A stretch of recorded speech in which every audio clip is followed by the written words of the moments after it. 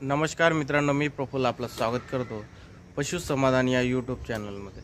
मित्रांनो, आज मी आहे गुजरातमध्ये। मित्रांनो, हे जे माझ्या मागे जे जनावर आहेत ते एका फार्मचे आहे। मित्रांनो, हे जे दूध उत्पादनाचं जे व्यवसाय आहे त्याच्यामध्ये आपल्याला पाहायचं म्हटलं तर एक तर चारा नियोजन जरुरी आहे।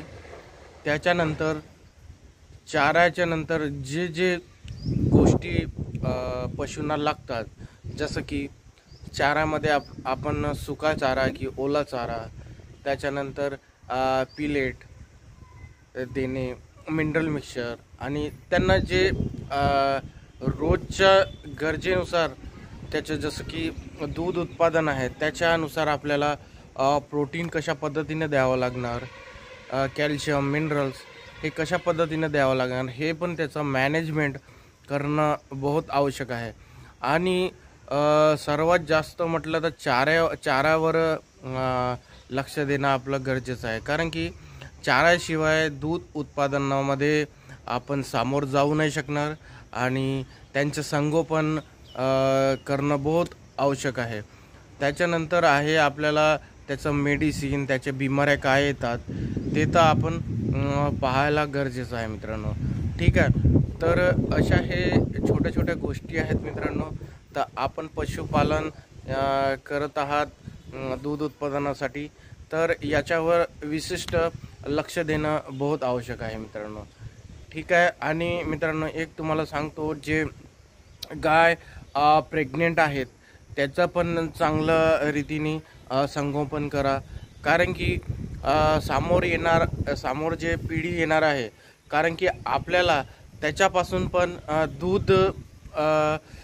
दूध घेणार आहोत, म्हणून ते पण चांगलं संगोपन करा। आणि जे आपल्याकडे जनावर आहेत त्याची ब्रीडिंगसाठी आपण आर्टिफिशियल इन्सेमिनेशन करणं आवश्यक आहे, म्हणजेच कृत्रिम गर्भधान करणं। चांगल्या वळूची सीमन आपण आपल्या गाय जेव्हा हीटवर येतं तेव्हा त्यांना टाकणं, किंवा त्याच्यानंतर आपल्याला चांगल्या गाई म्हशी या चांगल्या जातीच्या किंवा चांगल्या दूध त्यांचं चांगलं लिटर, जसं की 15 लिटर 20 लिटर, किंवा म्हशीमध्ये आपण 10-12 लिटर, अशा पद्धतीने चांगले गाय म्हशी घेणं आवश्यक आहे। त्याच्यानेच आपलं दूध व्यवसाय हे समोर चांगलं वाढणार आहे, ठीक आहे। अशा रीतीने आपण आपल्या चारा व्यवस्थापन, कृत्रिम गर्भधान, मिनरल मिक्सचर, फीडिंगमध्ये आपल्याला काय काय द्यावं लागतं त्याची सर्व आपण व्यवस्थितरित्या लक्ष देऊन आपण पशुपालनामध्ये लक्ष केलं तर आपलं व्यवसाय हे दूध व्यवसाय चांगल्या रीतीने समोर चालणार आहे। आपण त्याच्यामध्ये चांगल्या पैसे कमवणार आहोत। आपल्या महाराष्ट्रामध्ये दुधाची मागणी भरपूर आहे, आणि मी ज्या एरियामध्ये आहे, जसं की मी चंद्रपूर एरियामध्ये राहतो, त्या एरियामध्ये तर दुधाची मांग इतकी आहे की भरपूरच आहे।